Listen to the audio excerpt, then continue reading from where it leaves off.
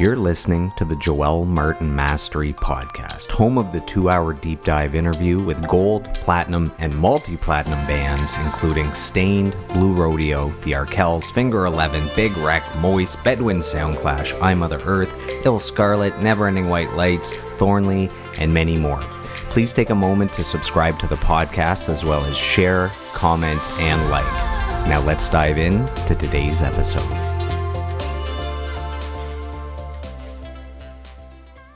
Welcome, everyone, to today's episode of the podcast. Thank you for joining us. We really appreciate it. We are joined by a very special guest. He was the original drummer for the multi-platinum and global chart-topping band Stained, as well as Soil, Save the World, and now his current project, Lydia's Castle. So welcome to the podcast, John Wysocki. John, how are you, and how good does it feel to have recently released the debut EP from Lydia's Castle just last month?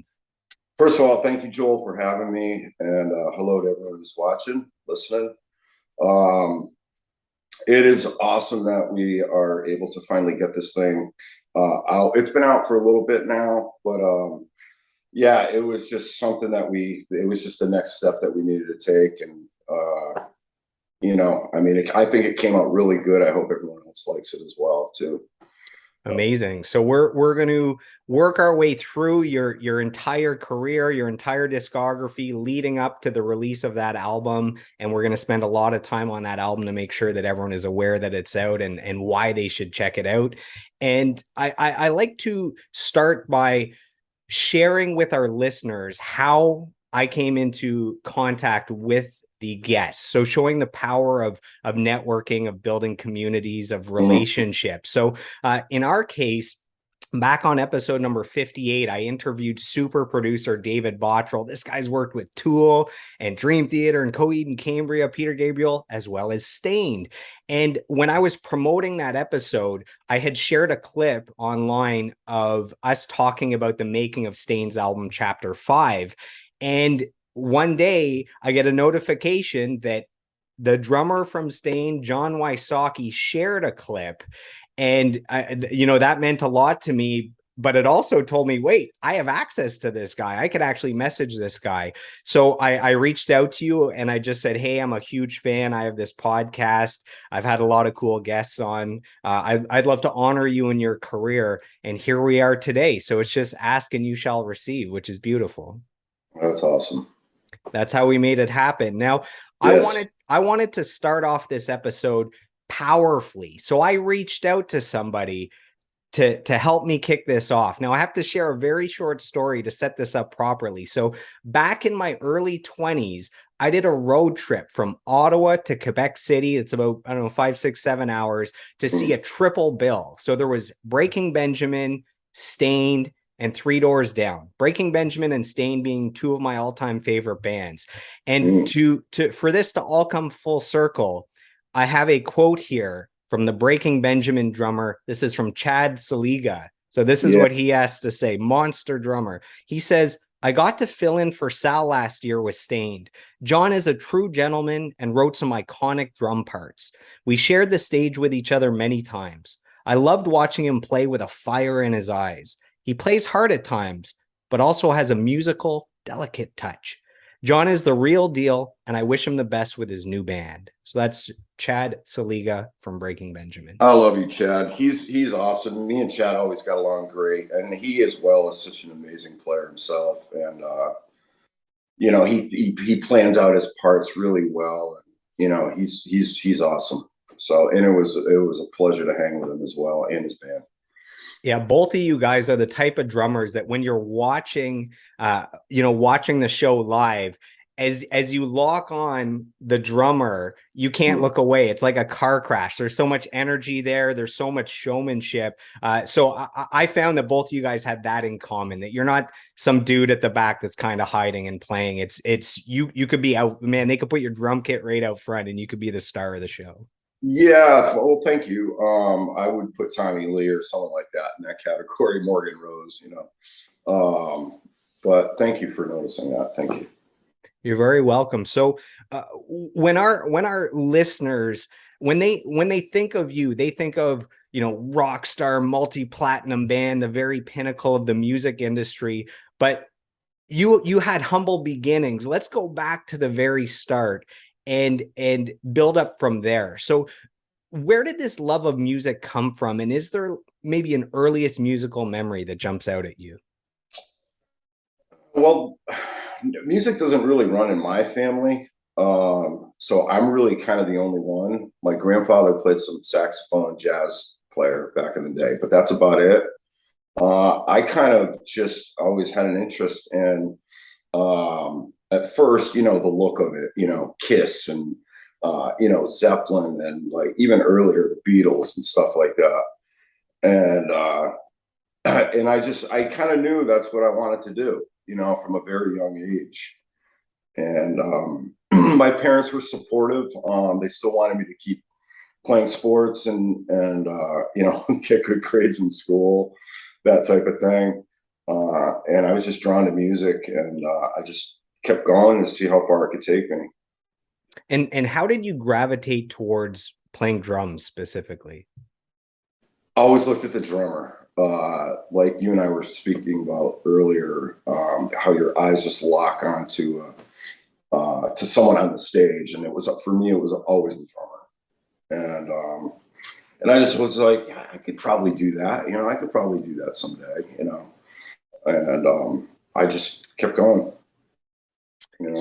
So when I announced that I had you coming up as a guest, I sent out the bat signal to your fans, and they came out in droves with questions. So throughout this interview, I'm sprinkling in just a ton of fan questions. And the first one is from Aaron Hilton, who says, he asked, do you play any other instruments beside the drums? He was just curious. Negative. Not the spoons or the triangle, no? Well, yeah, I can do percussion instruments, not well, but I mean, I could get my point across with a guitar or something like that. Other than that, I'm a drummer. But I do like to listen to that, obviously, because that inspires what I'm going to play as well too. So I appreciate these amazing guitar players and bass players and keyboard players and singers and so on and so forth. So, and as a kid, before becoming a musician, was there anything that you wanted to be when you grew up? God, when I was young, yeah, I wanted to be a fireman. I did. That's so funny. Two guests ago, Julian Taylor of Staggered Crossing, same thing. He wanted to be a fireman. It's awesome. Yeah. I when I was real young, like 5 or something like that, I remember me and my dad were going to hockey practice, and we passed this big fire, and I was just looking at these firemen like they were just gods, like, oh man, I would love to do that, and they are. So, you mentioned hockey. We actually have a comment here. This is from Joseph Marks, who says, I played Pee-wee hockey with John way back when. So I can't verify if that's true or not, but that is true. But yeah, I played all the way up to high school. And then music took over, or? Well, music was still involved, actually. I went to private school, freshman, sophomore, junior, and then I ended up for my senior year going back to my hometown. And I spent a lot of time in the music room. So that or on the ice, one or the other. Okay, if you and I were friends back when you were 16 and you invited me over to your place to listen to some music, what albums would you be playing for me? At age, like, what'd you say, 16? 16, as a 16-year-old, a teenager. Oh, okay, so, God, I gotta think back now. So, AC/DC, Back in Black. God, Judas Priest. British Steel, any of them, pretty much Screaming for Vengeance, whatever. Sabbath, that kind of thing. I was a metalhead, pretty much always, really. My first earliest band that I listened to and I liked was Kiss. Just the theatrics and just blood and the fire, and it was so cool, Um, but yeah, those would be some of them. There's more, but Yeah, man, Kiss actually comes up in I don't know, 20% of the interviews as people's like first concert or yeah, man. favorite early band. Yeah. Yeah. They were so just interesting, and you wanted to know what was under that face paint, so bad. I don't know how they pulled it off. They would never be able to do that now Yeah. with social media works now. Yeah. Times are different for sure. We have a question from Donna Nash. She wants to know, what are some of the jobs that you had leading up to becoming a successful musician? Were there any like memorable ones that stand out? I wouldn't relate this to music, but I'd relate it to creativity. But I used to cut hair.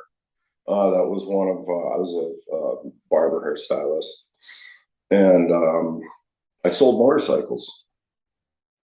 There's two of them right there. I mean, my dad had me working on my summers off from school on the farm or picking tobacco. We come from an area where there's a lot of tobacco, and they use them for the wrappers for the. So I picked a lot of that, a ton of that.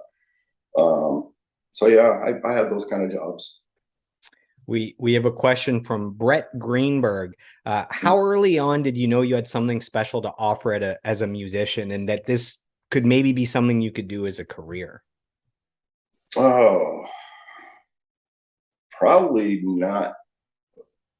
Maybe before Stained, like a little bit before Stained, I would say. Um, it always depends on who you're playing with too, of course. Yeah, I would say that feeling probably hit me right about a little bit before Stained. Question from William Santola. Which drummers were your biggest influences growing up? And are your favorite drummers now different than the early influences? Well, there's so many other drummers that have come along. So, I mean, I got to throw Neil Peart in there. I got to throw John Bonham, of course. He's probably the king for me, I would say. If he's on my Mount Rushmore for sure. Stuart Copeland. The Um, Police? yep. Um, oh God, there's so many great drummers. You were mentioning Danny Carey Danny. earlier. Well, that's what I was going to say a little later on with Danny Carey, Thomas Hawk, guys like that. Geez, who else? Jeff Porcaro from Toto. He's such a groover. Bernard Purdy's another one like that. Groove players, you know. I was always drawn to those kind of guys, and guys that were interesting to listen to. You know what I mean? So, and then yeah, later on, Danny Carey, of course, Thomas Hawk from Meshuggah. He's just beyond ridiculous, and you know, there's so many good ones, bro. So, Yeah, we could keep going down the list, but oh, a lot of times musicians, when we're young, we're told you got to get a good job, you got to get that good education, you got to play it safe. A career in the music industry is that's just a pipe dream. It's not realistic. Did you ever have to deal with that kind of adversity, with that kind of resistance around you? And if so, how did you kind of push through that? sure, I did. You always get doubters and people, oh, that's never going to happen, and this, that, and the other thing. So you get the negativity, and you just try to stay positive about it and be like, look, I can do this. I mean, I got to get with the right group of people to do it, but it can be done easily. It's within reach. So yeah.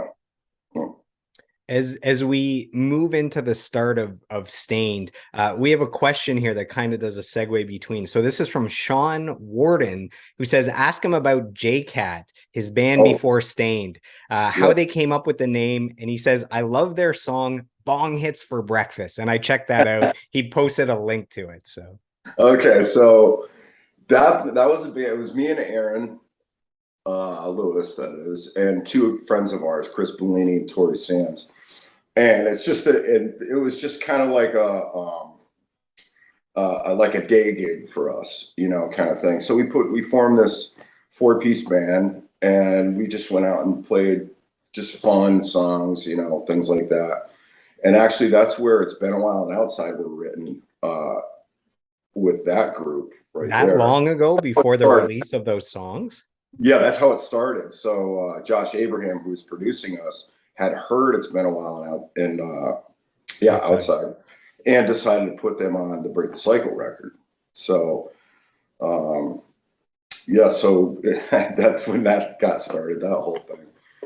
But yeah, J-Cat is John, Chris, Aaron, and Tori, right? Damn, it's just the name of the members. Yeah, Who knew? it's so stupid. It's so dumb. Yeah. That's way too simple. It's so dumb. That's awesome. And so you mentioned Aaron already within that band. How did all the members of Stained meet each other, and where did the idea that maybe we should start a band together come from?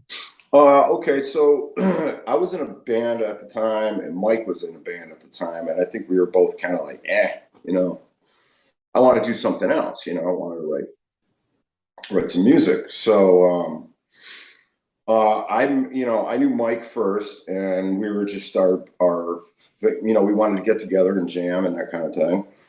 And we had just mentioned a singer, like, you know, do you know a singer, you know, whatever. And he's like, you know, I met this guy really good. He was, I met him he sang at a party, and we got to talking and this, that, and the other thing that ended up being Aaron. So,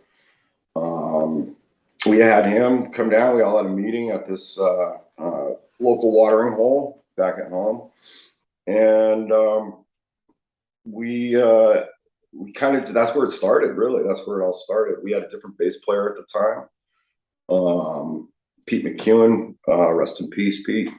Was our first bass player, and then Johnny came along.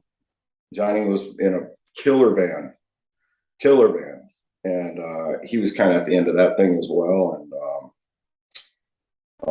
that's how it all kind of came together right there.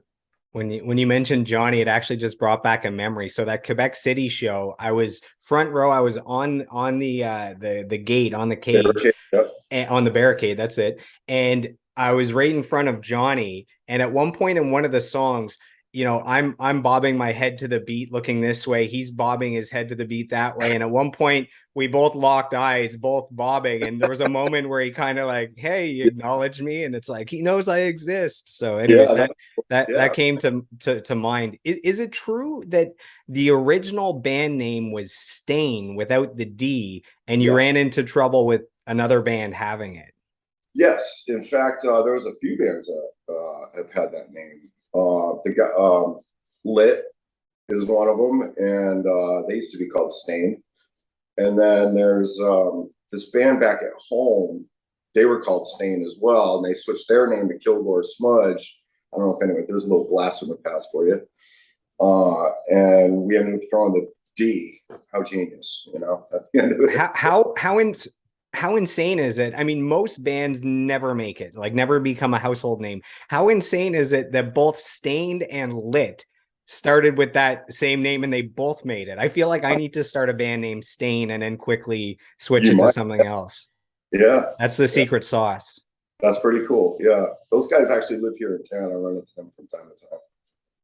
That's awesome. I saw the singer. Is it Jay? Yeah, the singer was on a podcast recently as well that I checked out. What's funny is since I became a fan of Stained and Stained became a household name as a band, whenever I see the actual spelling of the word Stained with the E in it, it seems wrong to me. Like you've ruined the actual spelling of Stained for me. So Same here.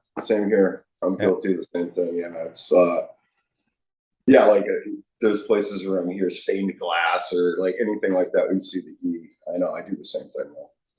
So you guys form the band together.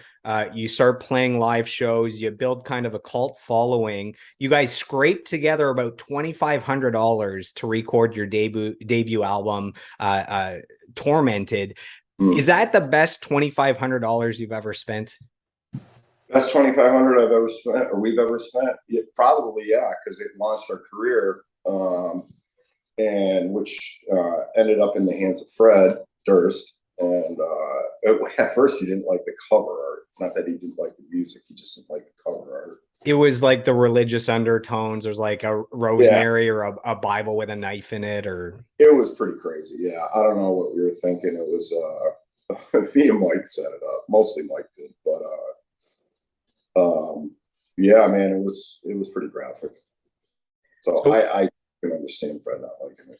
yeah, so he liked the actual music on it. He just didn't like the album cover. And then Yeah, rumor has it, it's once he saw you guys live, then he's like, okay, forget the album cover. There's yeah, something going on with this band.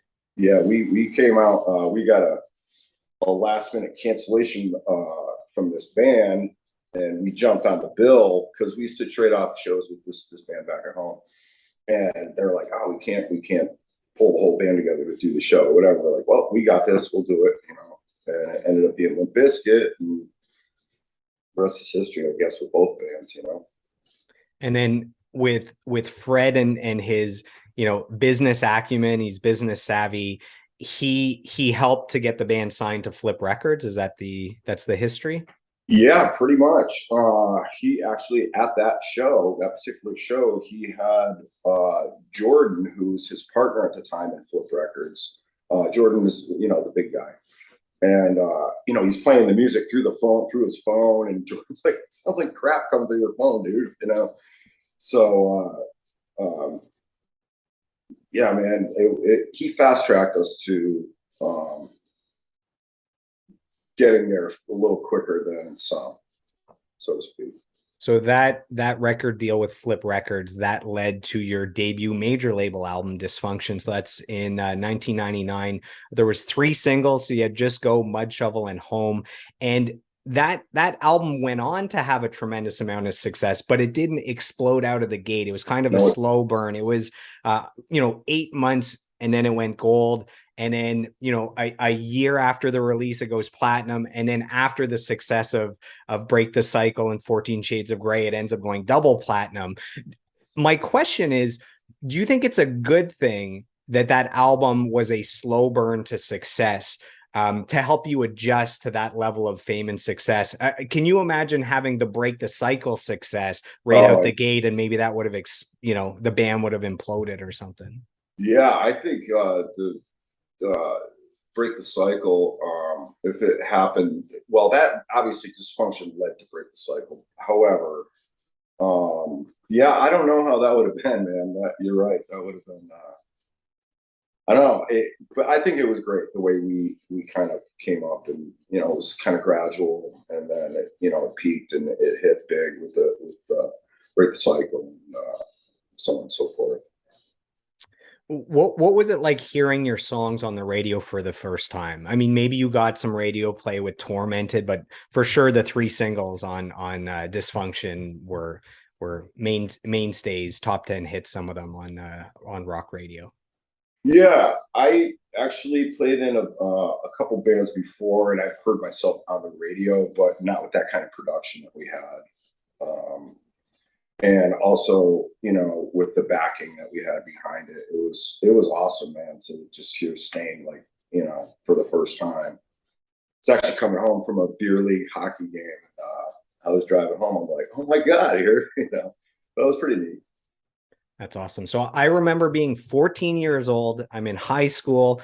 I was giving bass lessons to a girl, and one day when I went over, she played Mud Shovel, which is known for the bass line, and she Yes. goes, "Hey, I want to learn this song." And that was actually my introduction to Stain. So I got the album to learn the song, and I remember kind of what jumped out to me was like the very active and aggressive drum playing, obviously Aaron's unique voice. There was the unique guitar playing, so the riffs and the harmonics and the tasty bass riffs, like Johnny on Mud Shovel. My question about that is, Mud Shovel was actually on Tormented, but a lower quality version, a little rougher sounding.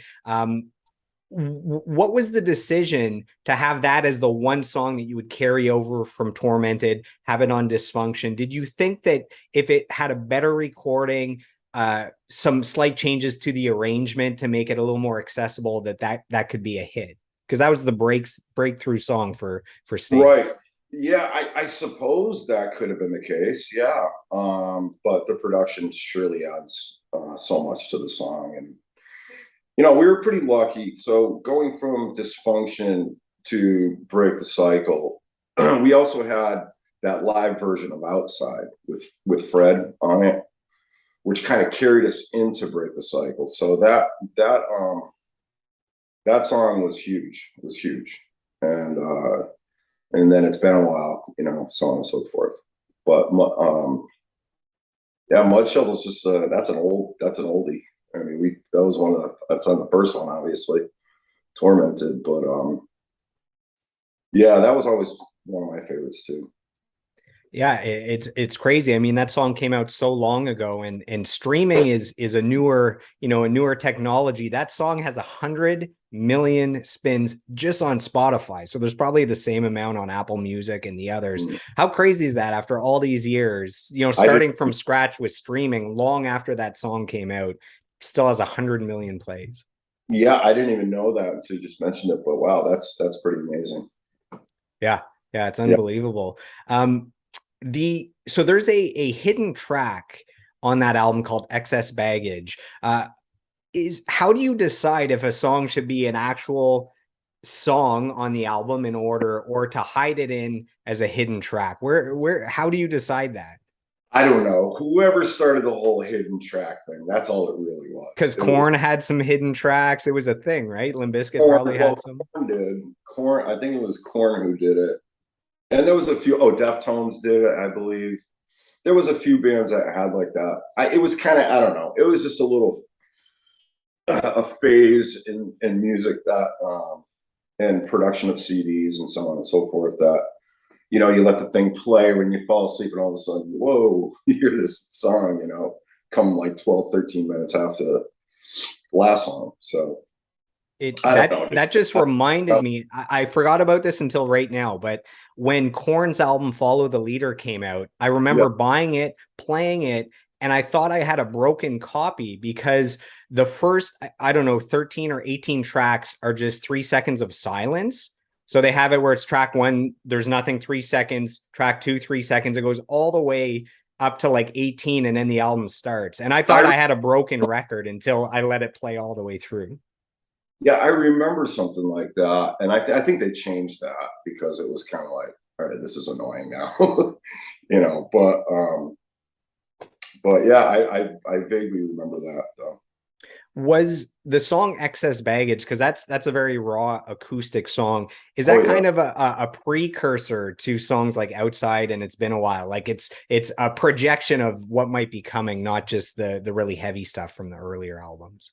That wasn't the thought going into it, I don't believe.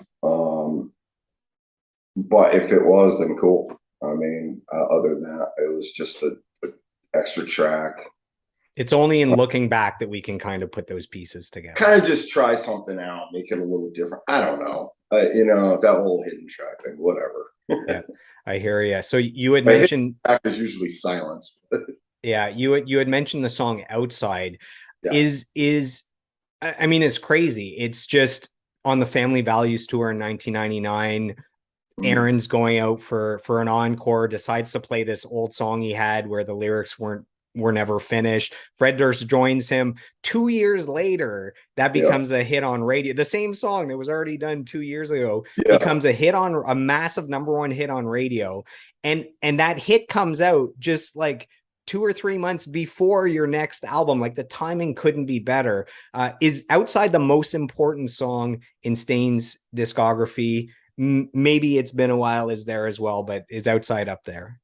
I would say Outside is what launched It's Been a While. So yeah, that when you put it like that, yeah, it really kind of is one of our most important songs because because of that live thing. And, hold on. I thought you only had a dog, but there's a cat coming in. Yeah, there's a cat too. Hey, get out of the way. This is real life. This is what the people want. This is live TV, folks. So that, yeah, I do think that is it probably is our most important song though. So Yeah. as we move into talking about Break the Cycle, there was all the fan questions. I have two fan comments. They're not even questions. Oh, So okay. from George Zaremka, he Yeah. says he says, tell him George from Westfield wishes him much success and to not forget to call me when you get back home in September. So that's from You George. got it. I will, brother. That's too funny. And then from Kenneth Antonio, he says, me, John, and Ricky Power Station Marshall traded a Yeah. few drum chops back in the day. John was in a badass top 40 band called Max Hip. The good old days at the VIP open mic jam sessions every Wednesday night. Epic. That's from Kenneth. Yeah. Oh man, those are fun days. I was so young, man. I was like underage going to the bars. Just good old days. Jamming with some good players back at home and having fun. See, when I was preparing for this interview, as a lifelong Stain fan, I thought I knew most of, as much info as I could know. But then the fans come out and they're giving me stuff I had no idea, mentioning that you cut hair, that you play hockey, and all Yeah. these other things. So it's been pretty awesome for me. It's like I get this crazy behind the scenes deep dive, which is awesome. So we got to give props to the fans because they know Yeah. their stuff when it comes to you and the band for sure. Thank you. Yes. Thank you for the questions and answers. So Break the Cycle comes out in 2001. There's 5 massive singles. It's been a while. Fade, Outside for You, Epiphany. This was the band's first #1 album. It sells a whopping 6.5 million albums, which is crazy. So what thoughts, memories, emotions come back to you when you think of that album that kickstarted this worldwide Stain phenomenon? Yeah. Are you referring to Break the Cycle, right? Break the Cycle, yeah. Yeah, that man, that was huge. We knew we were gonna have a big week the first week. Once again, like I was saying earlier, that we had kind of rode outside, the live version of outside into Break the Cycle. So there was already a buzz, so to speak. And man, when that one came out, man, it was platinum in like a week and a half or something like that. And I remember I got the number. Me and Aaron were golfing actually, and we got the number for the first week of sales, and we were just like, oh my god, we didn't expect that. Hundreds of thousands of copies first week. I know, it's crazy. I remember them having to they had to go print more copies and stuff like that. We didn't prepare for anything like that. How crazy is it that it took, a year for Dysfunction to go platinum, and then it takes like a week and a bit for Break the Cycle to go platinum? That's how it goes, man. I mean, you never know. You never know. One song can do it. Yeah, it's so crazy how much there's skill and all these different things and great music, but there's so much luck involved as well, where all the pieces at the record label have to come into play, the right music video, radio, what's popular out there with music, the fickle fans and the taste in music at that time. Right. It's unbelievable when something just hits perfectly like that. Yes. Yeah, I know. And it did. Thank God. Yeah, rumor has it that album cost like a ton to record, like $800,000, which Yeah. means this has to be a huge hit or we don't even break even. Did you feel that pressure at all? Was the label like, man, we got to do something big here? Back then, I don't think I did. Most of my feelings about those things like that happened much later. I think when you're just in the moment, you're just doing your job and you're just enjoying doing what you do. So you get caught up in that whole thing and you're not really thinking too much about that stuff, hoping that it's going to do well, of course. But I mean, it was the cost of making all those discs, the albums, but the videos too, the videos and the promotion and all that for that goes into doing a big record like that. Yeah, so you were impressed that Mud Shovel has 100 million spins on Spotify. It's been a while has like 230 million spins. So Uh, that was one of the absolute biggest songs, period, in the world in 2001. Why do you think that song resonated with so many people? And that was the song. So I was aware of the band during Dysfunction, but it's hmm. been a while since then has been one of my all-time favorite songs, and that's what hooked me as a lifelong fan. Why do you think that resonated with the world? I think everyone can relate to it. You can put it somewhere in your life. You know what I mean? You can interpret it how you want to interpret it. And I think that applies to a lot of Stain songs. If you can use music as a tool to help you recover from something or help want you to feel happy or sad or you're depressed or whatever the case might be, maybe music is the thing that does it for you. Some people go read books, some people go to church, some people go to the gym, whatever. Um, and music has always been, you just try to get out of it, at least with Stained, I can speak that you get out of it what you want to get out of it. So it's open, and Aaron has used this term before, open. He likes to leave things open to interpretation for how you see it, you know. Yeah, man.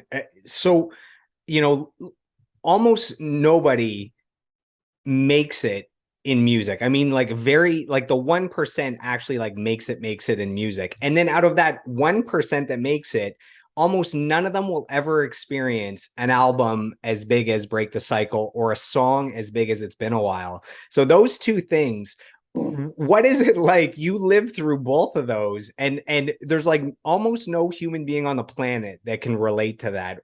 Can you give like an insight into what that rocket ship ride is like and what maybe your life looked like at that point? Yeah, sure. I'll do my best to do that because I think, and this applies to my band as well too. At the time, I think we just kind of were doing what we do. We were playing live shows. We were on tour all the time. We were shooting videos. We were doing this, that, and the other thing. Radio stations, meet and greets, backstage burns, all these things. So it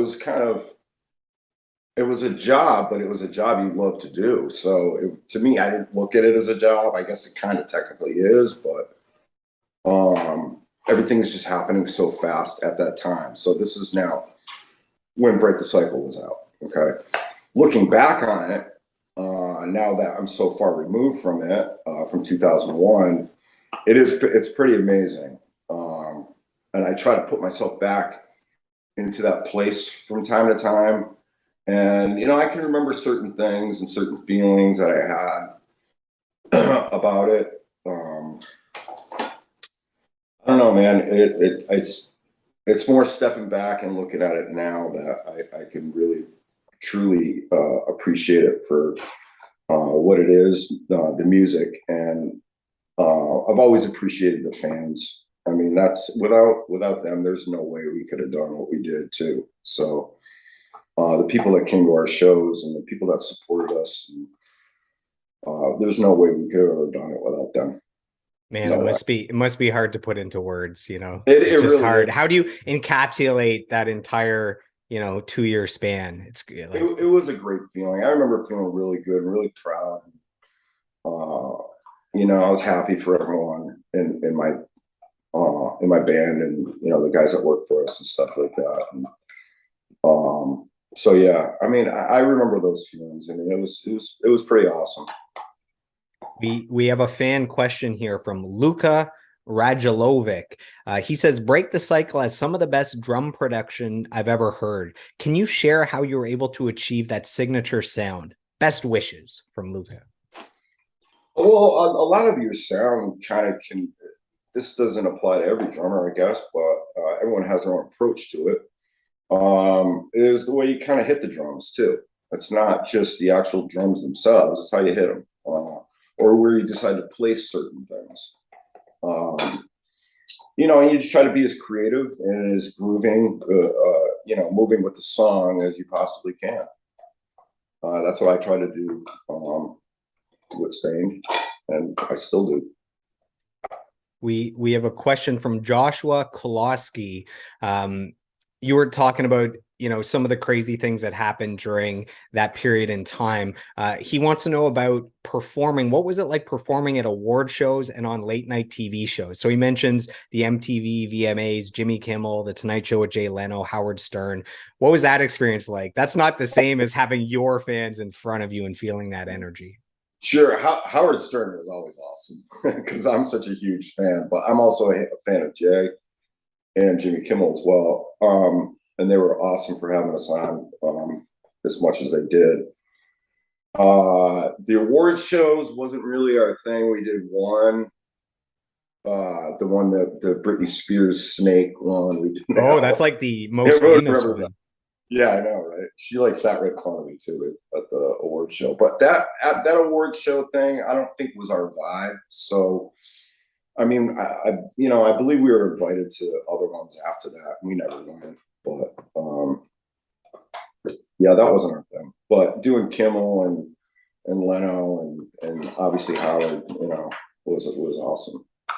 Yeah, the vibe's a little different when you have like Shakira, Stain in the middle, and then like Britney Spears, Yeah, but that's how popular you were. Like you were selling on par and charting singles on par with those artists, which is insane. Yeah, that's crazy. I know. We did festivals, like a lot of European festivals with like the lineups were crazy. It was like Eminem, us, and Korn, and like Crystal Method, and like all like such a wide range of rock and roll music, or music in general. Yeah, that sounds almost like the Up in Smoke tour where there was like some rap, some rock. Yeah. Yeah, pretty much. Yeah. That's cool. So the last thing about Break the Cycle, and then we'll move on to 14 Shades of Grey. So Break the Cycle came out when I was 16, and I had listened to music. My sister's playing music, my parents playing music, but music wasn't something special to me. And I was 16, I had a CD Walkman, and then It's Been a While comes out and it just spoke to me. And then I pick up Break the Cycle, and that is the first album that I truly loved, that was my own. It wasn't other people's. It was my music that I clung to. And I've been a massive fan. I don't know, is that 21 years ago or something? And what I wanted to do to honor you and to honor the band and to honor that album is, for about 2.5 years, I've done this podcast, and I had a different background. I had two inspirational posters up. And for this episode, I made a brand new background, which is my favorite albums from 12 of the guests that I've had on here. And number one, right up here, the very first album, I got Stain, Break the Cycle. So that was important to me to kind of put it up on the Hall of Fame there. So. Oh, well, thank you very much. Yeah, you got some good ones up there too. Yeah, absolutely. So let's move into 14 Shades of Grey. So this comes out in 2003. Four singles, Price to Play, So Far Away, How About You, Zoe Jane. It's your second number one album, goes platinum. And I remember this one, I was about 18. I had moved to London, Ontario to go to school for audio engineering. When you guys announced the release date, I marked my calendar. And I remember on the day of, I went to a Future shop in London. I bought it and I sat in my car and I listened to it in its entirety. So that's a memory that stays with me. Did you guys feel massive pressure to follow up Break the Cycle when 14 Shades of Grey came out? We didn't really put the pressure on ourselves until we felt like we had finished the record, 14 Shades. And then we had a lot of uppers be like, we want to, there's not an It's Been a While on there. And we're like, well, there's not going to be an It's Been a While. There's only one It's Been a While, However, they had mentioned we go back into like 3 songs. And kind of hit a wall a little bit, I guess. And we hit a wall there. And they had the guys from Stone Temple Pilots, like Dean and Robert, come in, and we were supposed to write with them. We ended up writing a song, but it sounded like Stone Temple Pilots and Stain. It's like but those guys were even like, you guys know how to write a song, man. Just we don't need to be here for this. You know, it was just something that was arranged, and we were friends with them because we had done the Family Values tour with them. So, but yeah, there was a huge pressure. Anyway, long story short, we ended up going back in and recording 3 songs, and 2 of those songs were ended up being singles. So there is something to be said about going back in and giving it another shot, you know. So that's what we did. Yeah. So how about you as a top 10 hit? And then you had Price to Play goes to number 2, So Far Away goes to number 1. I wanted to ask you about one of the deeper cuts. So there's a song called Fray. And to me, that was a great showcase for your drumming. Is there any behind the scenes info about that song that you could share? Like maybe if you remember coming up with the drum parts, or maybe recording that song in the studio. It's not a song that gets talked about as much as the singles, obviously. Sure. Man, I'm taking you way back here. I know. I just have a tendency to listen to what everyone else is playing and just try to fit in my stuff that I would like to do where I'm not stomping on the rest of the band. So if I come up with a drum beat like that, you know, it starts with the drum beat, and they'll, you know, fall in line with their playing as well. So I think that song was more written in that fashion. And then, you know, Aaron put his nice melodies in there too. So, yeah, that's how I write most of my parts, though. I mean, I just listen to what everyone else is playing. Unless I have an idea of my own and they play off of that or whatever. I mean, that's kind of how we wrote. I mean, it was the 4 of us, so you get in a room and hash it out. Sometimes we'd have great rehearsals. Sometimes we want to kill each other. You know, and it's just part of being in a band. That sounds like a typical band. Yeah. Yeah. So we have a fan question from Brino Leppert. He says, what are the most important qualities that a drummer should have? Any advice for young drummers? Listen to as much stuff as you possibly can. Different styles of music.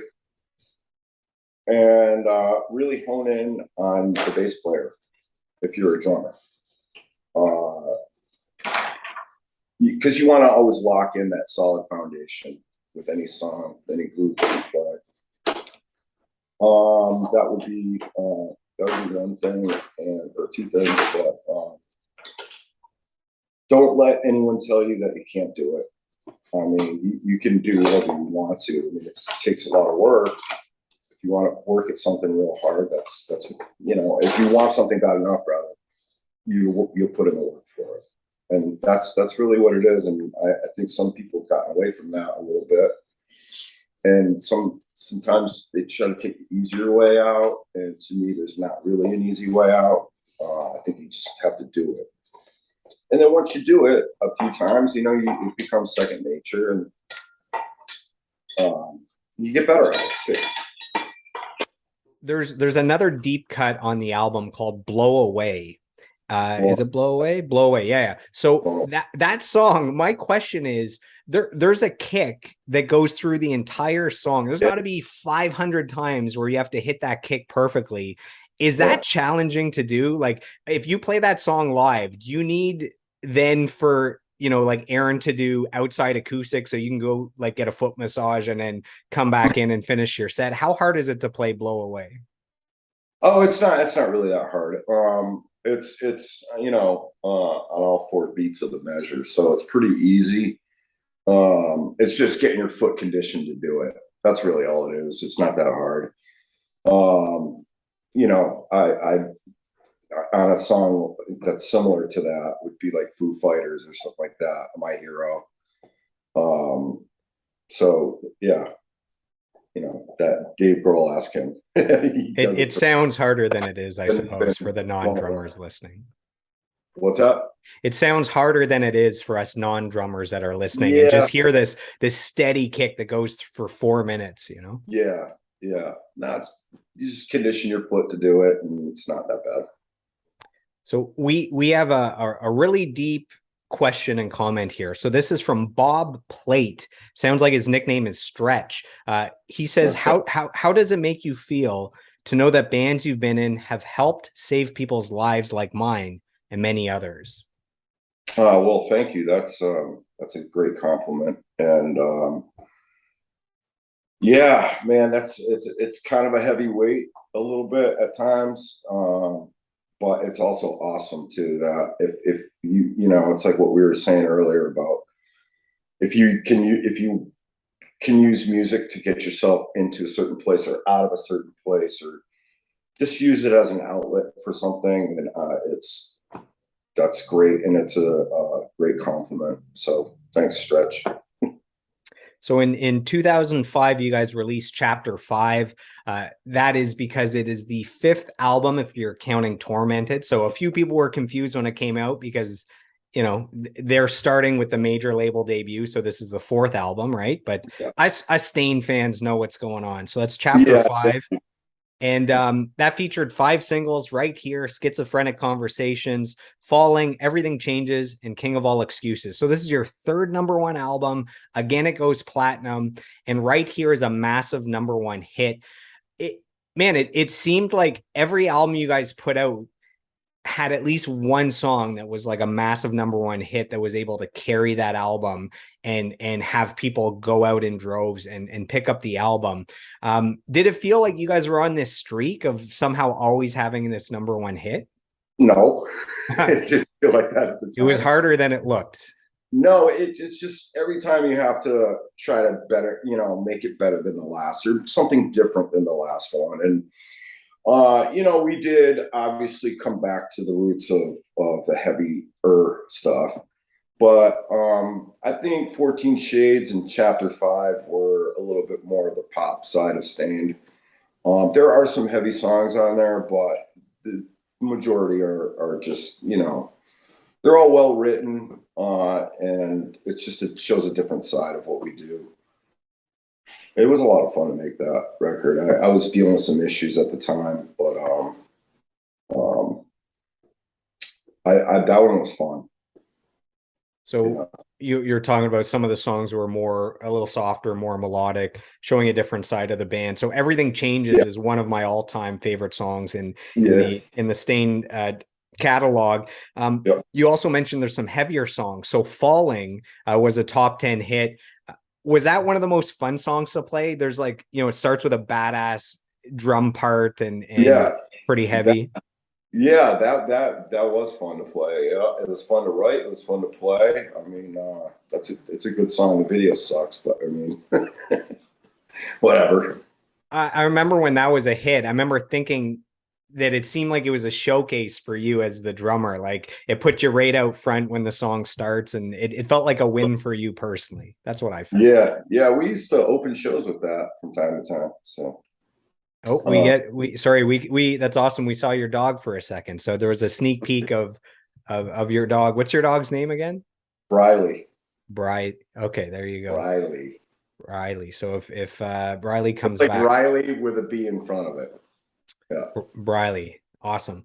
And I have another legend here that has some kind words for you. So someone that knows Chapter 5 inside and out is David Bottrell. So he produced that album. I believe he might have mixed it as well.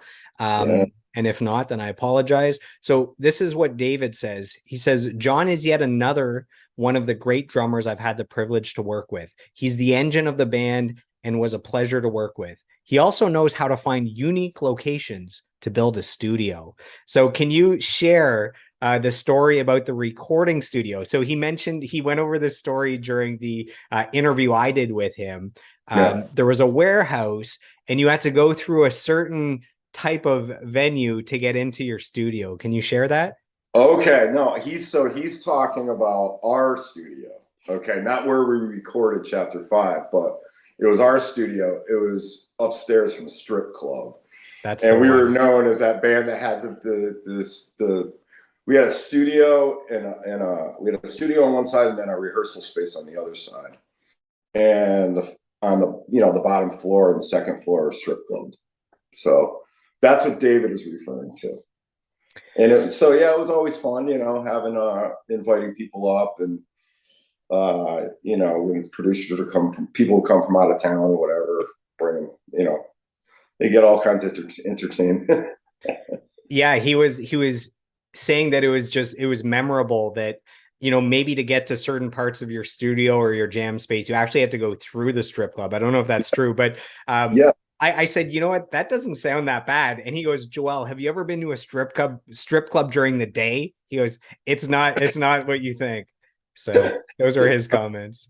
That's funny. No, yeah, you do have to walk right through it to go up. Yep, either the elevator or the stairs. Yeah.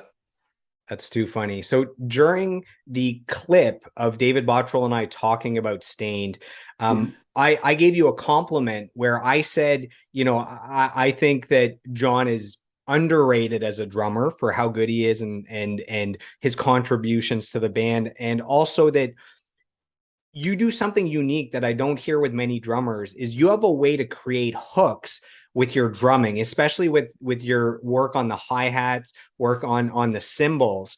Can Yeah. can you talk about maybe where that uniqueness came? Because not a lot of people do that. And listening back to the entire discography, in It's Been a While, there's like a lot of a space to move, and you have this little hi-hat work that comes in at the end of a bar, and it adds a hook that drummers aren't usually adding too many hooks. Yeah, I mean, all that cymbal stuff, like that kind of those type of accents and or just embellishments and a part of a song. Um, that just came from trying to do something kind of just interesting there. Not try to do your typical fill there, just try to maybe throw something in that's a little different. And Stuart Copeland used to do that a lot with the Police, and Terry Bozzio does it. He's a solo guy, but I've always liked that. I always thought it just added so much to a song. And Chad actually does it, Chad Zaliga. So um, yeah, I mean, I look at it. It's part of the drum kit. So I want to use all of it. You know. I feel like if I was a drum company that made cymbals and hi-hats, that you would be like my number one guy to sponsor, because you're using them more than anyone else. I play Zildjian cymbals, so I think they got it pretty Oh, well on. just the best. Yeah, they are. That's awesome. Yeah. So the success of the albums leading up to this point allowed you guys to tour around the world. Were there any locations that stood out to you as your favorite to visit while on tour? I always loved Germany. Um, but Austria was beautiful. Switzerland's beautiful. I mean, that whole area up there. Dublin was always fun. There's too many. There's so many good ones. It's so different from being in the States. So it's like a culture shock when you get there. So it takes a little bit to kind of settle in, but it's very different from over here. It's cool though. So I don't want to say very different. I'm sorry. It's the same, but there's little things that are just kind of different over there. Not to mention it's way older than we are. So a place that's not as exotic as the places you mentioned, except for maybe the cold, is I saw you guys in concert. So this is October 29th, 2005. I saw you in Montreal, Quebec at Metropolis with Default. Default was opening for you guys. And I have two questions that have to do with performing live from fans that kind of work together. So the first question from Tyler Palinkas is, what was your favorite Stain song to play live? And then the yin to the yang, the opposite, is Stacey Evans wants to know, is there a song you hated to play live? So favorite Stain song, and then maybe a song you hated to play live. Oh man, We're, favorite we're song. giving the people what they want here. I would say something off of Dysfunction probably was my favorite. A flat was always fun to play for me.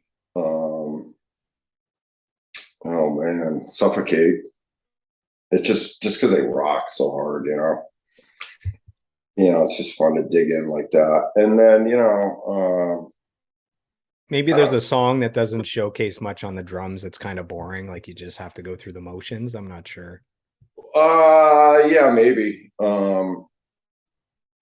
You're talking about the one that I preferred not to play. Yeah, like I don't know, like maybe a song like Epiphany where you're kind of in there but in the Oh yeah, background. I don't know. yeah, yeah. I mean, it was still okay. I mean, it gave me a little break first of all, and you know, so I mean, no, there really isn't one that I didn't, that I dreaded playing. So That's a good answer. We'll go with that. So in 2008, you guys released The Illusion of Progress, four more singles, Believe, All I Want, The Way I Am, This Is It. So this album debuts at number 3. Believe is another number 1 single. The album goes gold. For me, Lost Along the Way is a highlight because of the drumming. I mm. really think that's some amazing drumming on that song. And we have a question from Chris Lester.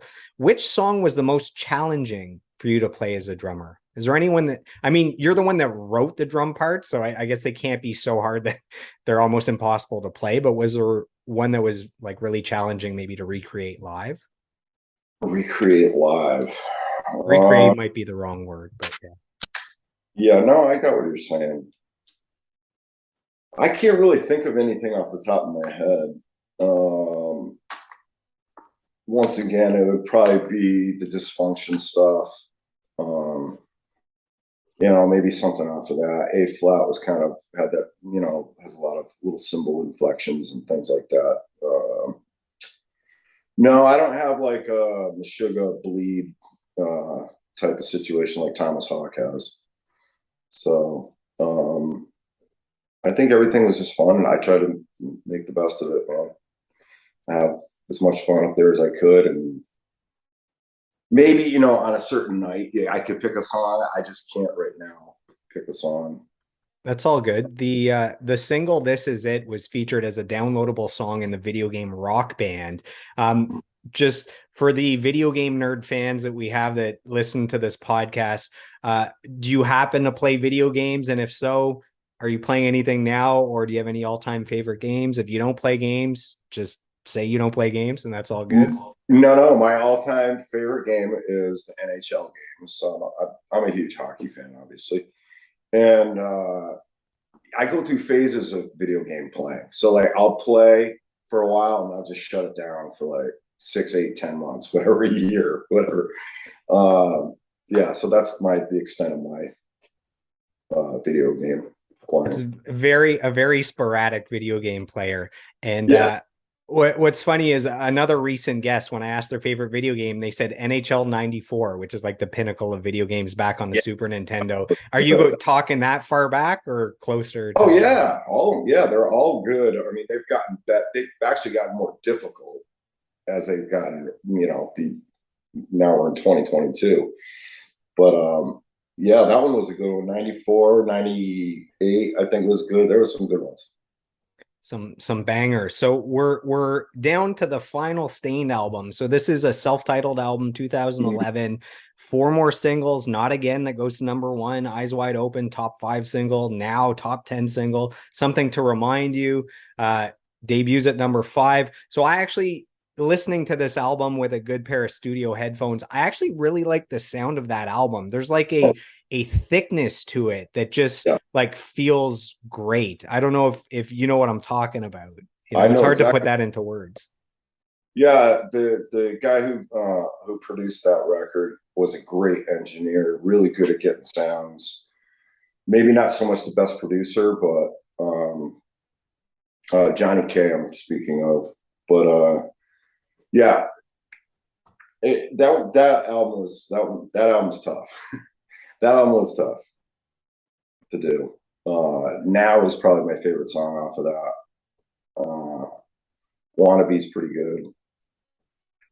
It's just that album kind of didn't get off to a good start from the beginning, because we were so used to going into the studio or into rehearsal with just the four of us and kind of hashing some stuff out before we would present it to a producer or anyone for that matter. And it didn't go that way. We went from day one with the producer, and it just, there's a lot of good things that came out of that record, no question. But yeah, that one was tough to make. Yeah, I was gonna ask. So the sound is more aggressive. It's kind of a return to the earlier albums like Dysfunction and Tormented. Was that return of aggression, was that a conscious decision in advance that, hey, we're gonna kind of do a throwback sound, we're gonna go in that direction, or was it a little bit of tension within the band that brought out kind of this aggression in the music? Maybe a little bit of both, but I think for the most part, we wanted to return more to the roots. We knew it was going to sound a little bit different, just because of all the new technology and so on and so forth. But yeah, it was, there was somewhat of a conscious effort of going back to the roots a little bit. So we have a question from a drummer. This is from Corey Wavanak. I'm definitely butchering most of these names. He says, which Stained album did you feel the most creative with? And then he says, John is my biggest drumming influence. That's from Corey. Oh, cool. Thank you, Corey. 14 Shades of Grey, probably. It was, I like all the grooves on that. Yeah, I'd have to say 14 Shades. Okay. Yeah, I don't know, man. I think it was just a combination of what everyone else was playing, and I don't know. That's my favorite. That's personally my favorite. I mean, everyone has a set of ears, so. And a similar question from Mike Lamonde. Were there any Stained songs that you really connected to personally? So I don't know if maybe the lyrics to one of them stood out to you. I'm not sure. Schizophrenic Conversations. Nice. No, actually, maybe.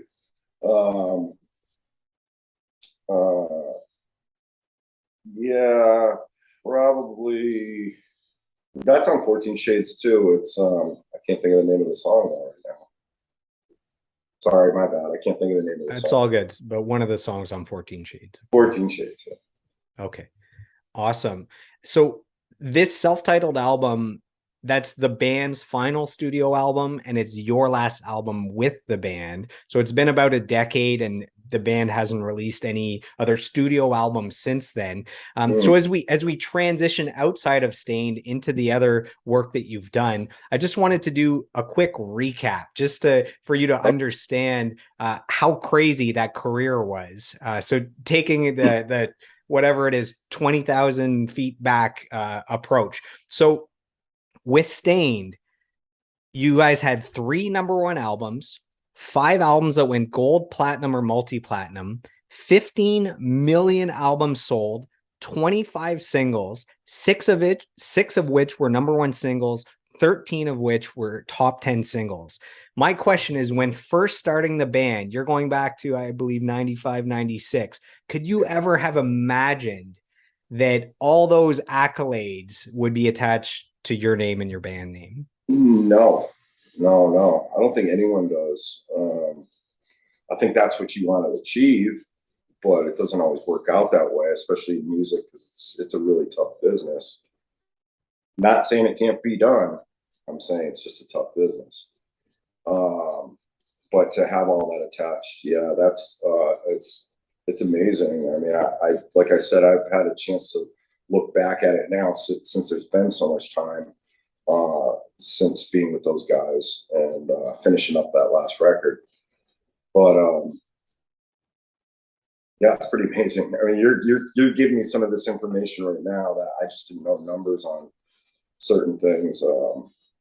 But that's pretty awesome. And once again, man, we could never do this stuff with the support of fans and people like yourself, Joel. So we really do appreciate all that.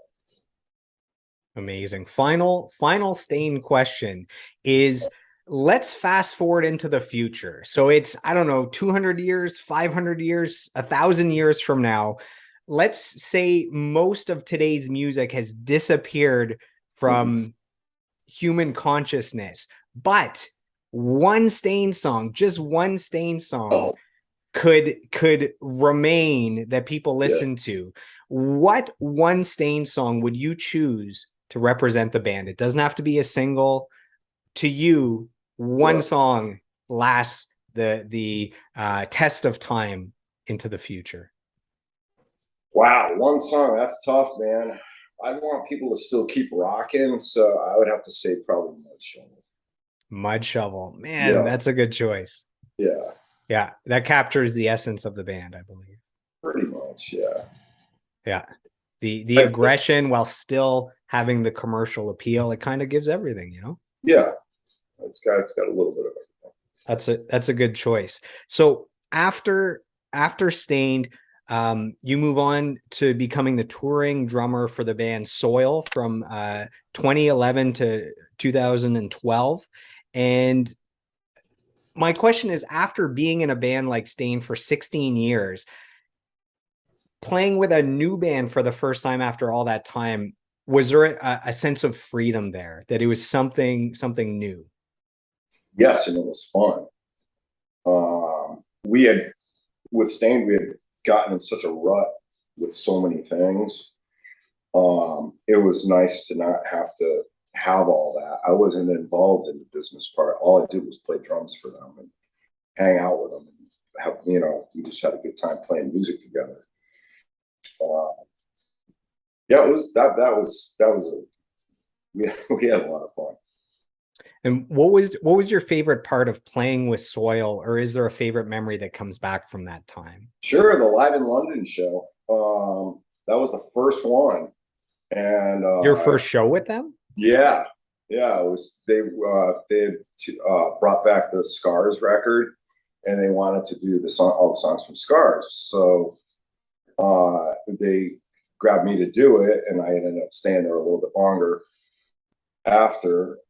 But it's just the songs rock, man. They're just great songs. They just rock. It's just straightforward rock and roll, in your face, and it was just a lot of fun to play.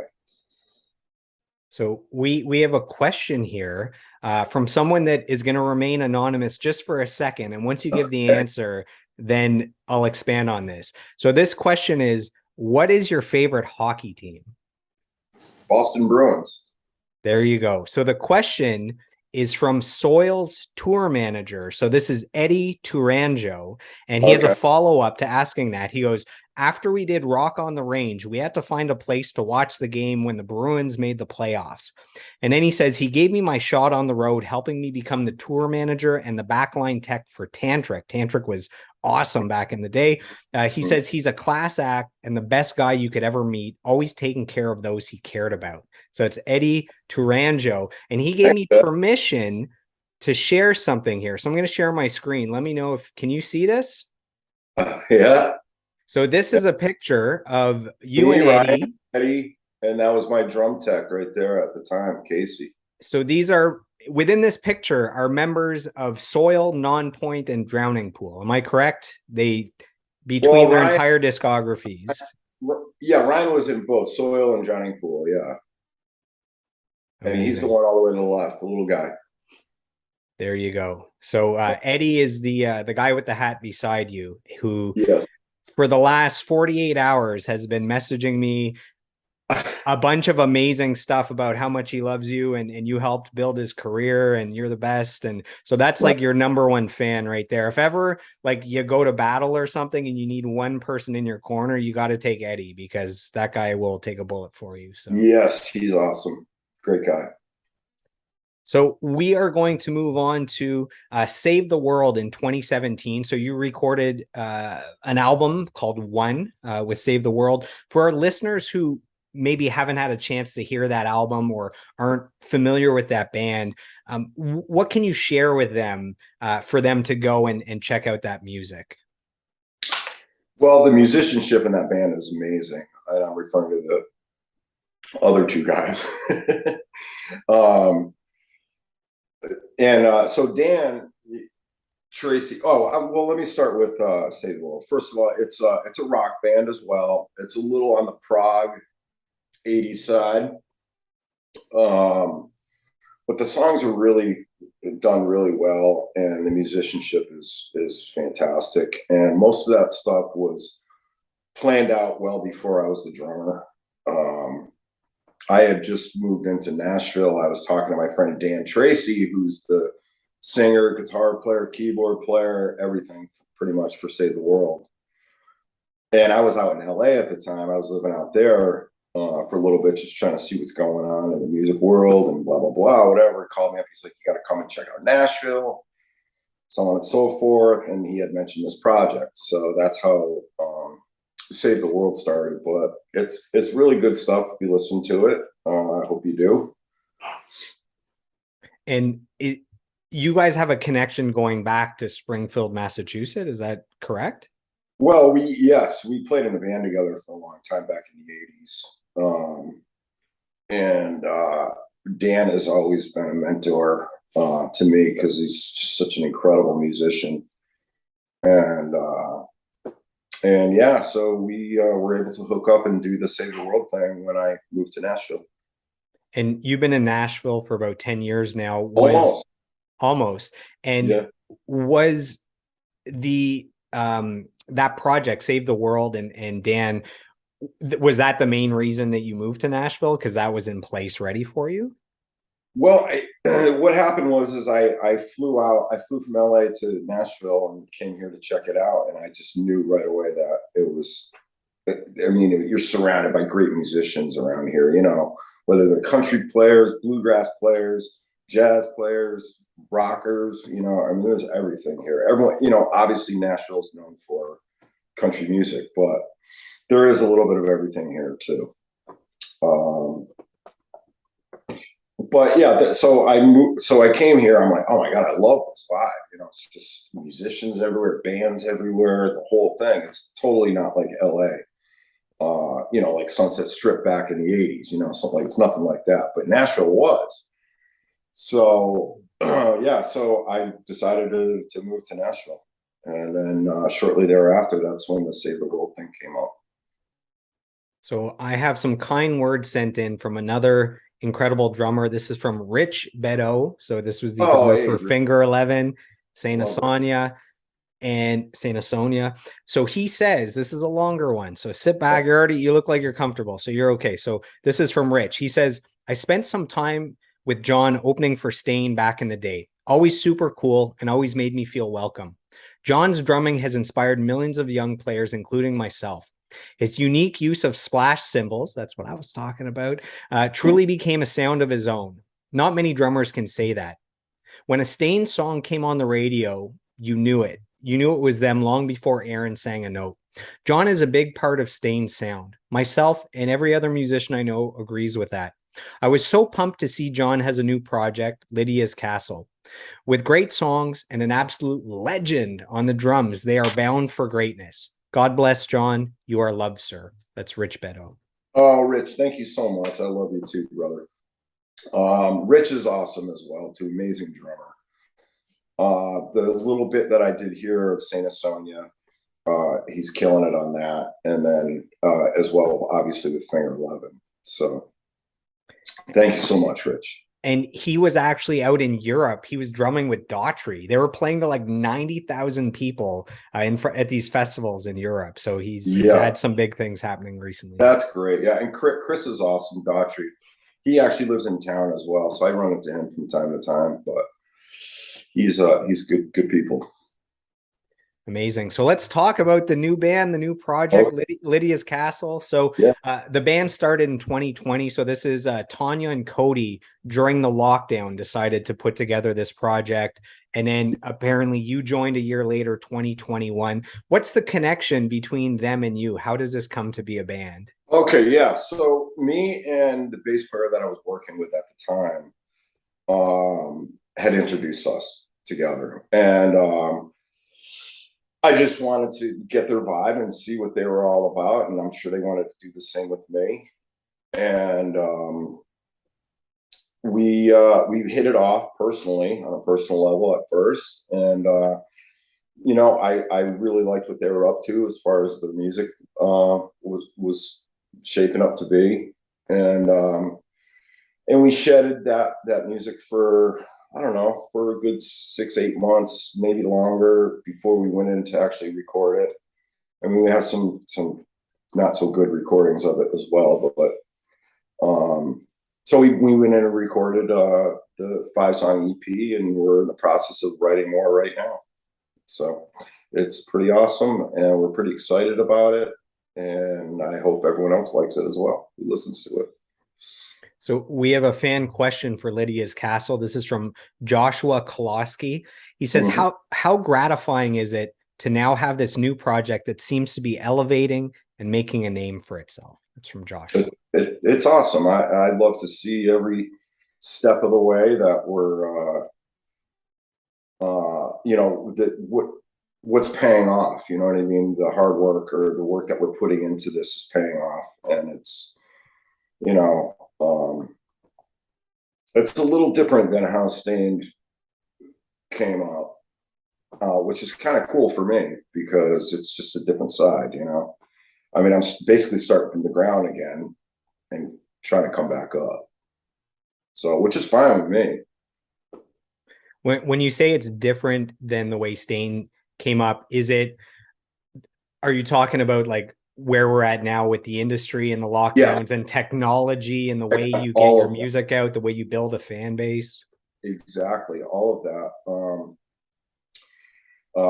Back in the day, we had street teams, and radio stations that weren't owned by a company. You know what I mean? There was separate, like each city had their own cool rock station or whatever. Now a lot of stuff is streamed, or internet, social media, so on and so forth. So, I mean, they're both cool. It's just, it's just an adjustment from one band to the next. Yeah, so you mentioned that last month you released the 5-song EP. There's 3 We did. singles, Phoenix, Falling Into Place, and Search for You. All of them have music videos, so people can go on YouTube and check those Yes. out right away. Here are my notes. So I listened to the album several times to prepare for this. It sounds great. The songs are great. And here are my notes. I put, if you want a speeding ticket, get on the highway and crank this album, because it's packed with masterful drumming, powerful vocals and harmonies, as well as great guitar riffs and solos. So how has the feedback been so far for you, people listening to this new EP? Yes, thank you. And it's been really good. That's kind of, I think, what keeps us all going. But yeah, it's getting a really good response. So we just need to get it out in front of more people at this point, which is, I think, what every band wants to do. Um, we just got to make sure we, as a band, are tight and have everything. We know what we want to do. So those 5 songs that you hear on that EP is an example of what we can do, and the new stuff's gonna rock even harder. I hope. So you're telling me that this EP just came out and there's already new music for a future EP or album? Yeah. Yep. Damn, you guys are Yeah. prolific. Yeah. We're. Yeah. I mean, once again, get to play with good musicians, and yeah. So really fortunate for that, for sure. But yeah, I mean, we just, when you have a vibe with someone, musically speaking, it makes things so much easier to work out songs and things like that, piece them together, and get them to where you want them to be. Can you talk about the recording process a little bit for this album? I mean, this is during a pandemic. Did that create any challenges as far as writing and recording? No, it was actually the way, it was old school way. So it was like some of the Save the World stuff, like some tracks were already there. So I was coming up with beats and playing to a click track. I mean, I get the basic idea of listening to what those guys are playing. Not all of it, but some of it. That's on Save the World. This is with Lydia's Castle. We went in and we had the foundation of the song. The producer that we use, his name is Jack Daniels, actually. Hold on. Can we get a shout out to Jack Daniels? Like, is that Jack the best name of all time? Best name ever. I told him the same thing. but no, he produced the Lydia's Castle stuff. But super talented guy as well. But we went in, click track, drums, bass over the top of that, guitars over the top of that, vocals on top. So that's how Stained used to record as well. So I'm really comfortable in that situation. And being prepared too is another thing. You know, you want to be prepared when you go in the studio. So you try to prepare yourself as much as you can. You know, certain things will change, but they usually change for the better. So that's you know, a little piece there for that. Do you have a favorite part of the recording process? Some people like the writing of the songs or the figuring out your parts. Some people like actually being in the studio record it. Is there a part that stands out that you look forward to? Yeah, the figuring out of the parts is fun for me because it's like I'll play something, I'll be like, oh, that's cool, but maybe I'm like kind of overthinking it, or whatever. You're basically critiquing yourself. And I do, for whatever reason, I do like that process though. So the first single is called Phoenix. I believe this is in a different time signature. Some parts are in 6/4, or the whole song's in 6/4. I could be wrong. Is it more difficult as a drummer to play different time signatures, or it's all the same? It's you want to make it sound like it's all 4/4 time because you want people to still be able to move to it. So you don't want to throw them a curveball, so you can make 6/4 sound. It is in 4 ultimately, and I did a lot of that with Stain too. I played a lot of 6/4, 5/4 and Stain, but it's all based off of 4/4 time. So you can easily, bob your head to it or do whatever you want with it. And I think the same applies with this stuff too. Another one of the singles, Falling Into Place, sounds like it would be a ton of fun to play live with. There's like a blistering, double speed. There's like powerful halftime. How much fun was it to record that music video? That's the one where you're in the prison, is that right? Yes. Yeah. Oh, so how did you get access to a prison? And then were you happy that you were allowed to leave once you were done making the music? I was, because all right, so someone bought this old paint factory, and I guess they use it as a paint factory still, like a certain part of it, but all you can do is smell paint. So but what they did was they took this factory and they built rooms inside it. So like there's a hotel scene in there. There's like this crazy like outdoor scene, like sitting on a balcony kind of thing. And then there's that prison scene. So they have like a bunch of different locations, and people shoot videos and then TV shows and stuff like that all the time. And Tanya, our singer, she found that. So yeah, that was a lot of fun. That was a lot of fun to do. Is that around like the Nashville area, or where is that? Yeah. So it's here in Nashville. Yeah. Yep. Okay. Awesome. Now the period, so with the pandemic, the last 2 years, some countries like Canada has been worse with restrictions than the US, a lot of lockdowns. The live entertainment industry wiped out completely for a year or more. For you, now that you're playing live again the last few months, some recent shows, some upcoming shows, did that lockdown period during the pandemic, did that make you appreciate these live shows more? Sure. Yeah. I mean, when something like that, so your livelihood goes away, because it has to go away because someone says it has to go away, that sucks. And people can't go out and see shows, and you're cooped up. Well, I mean, everyone had to deal with it, so it's,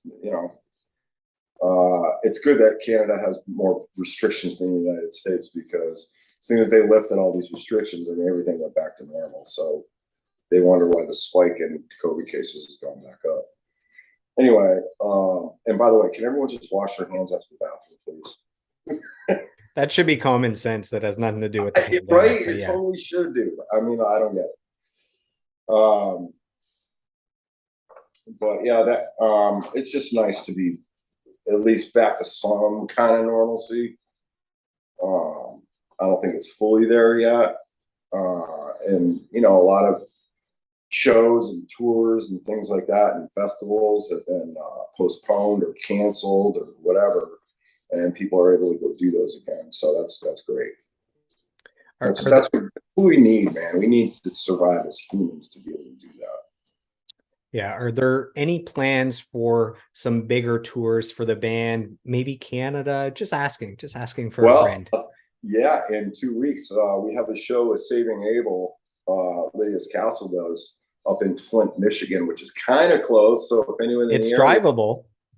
Okay, so it's just on the other side of Windsor's the Detroit side. And yeah. August 12th. So yeah, we'll be up there in Flint. That's about as close as we'll get to this point. But we are going to try to get some more shows with the Saving Abel guys. So we'll see what happens. Nice. I actually, from the Rich Bedeau interview, Saving Abel started to follow me on social media and liking the videos. I believe Finger 11 and Saving Abel toured together back in the day. So then I've been talking, I believe Jared is the singer for Saving Abel. So him and I have been talking, and he's going to be an upcoming guest. So it's tying everyone together, which is cool. Jared's a great guy. Tell him I said hello. I'll see him actually in 2 weeks, but I will do that. Have you picked up any new hobbies during the pandemic? I know you're into kayaking and boating and golf. Anything that you've picked up? Are you now a baker or a cook or something? No. Oh, but I was just thinking about that, man, about baking, because I love coconut cake, but I probably shouldn't because I'm trying to lose weight, you know, so I can play easier. So baking to me would be something that I would definitely consider. No, I didn't pick up anything new during the pandemic. Watched a lot of TV, I can tell you that. Yeah, the Netflix and chill was a big one for most people. I've seen everything on Netflix already. I'm like, whatever. I hear you. A lot of people during the pandemic, you know, with the seclusion and having to stay at home and isolate, there's been a lot of people that have had challenges when it comes to mental health. Did any of that show up for you, challenges with mental health? And if so, any tips for people listening on how to maybe get out of that, or how to get in a better place? Right.